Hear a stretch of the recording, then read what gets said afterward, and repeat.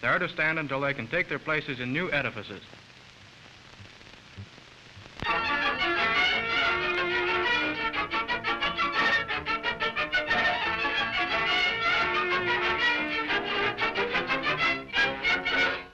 20,000 of the hardy out here at Cary, Illinois today to see this, the 25th National Ski Meet.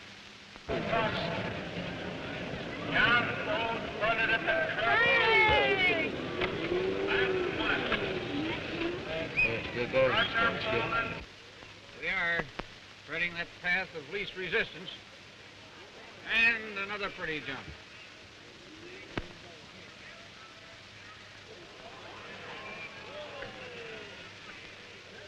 Top heavy. Nice landing. This is one business where it pays to stay in a rut. If you get out of that rut, it's just too bad.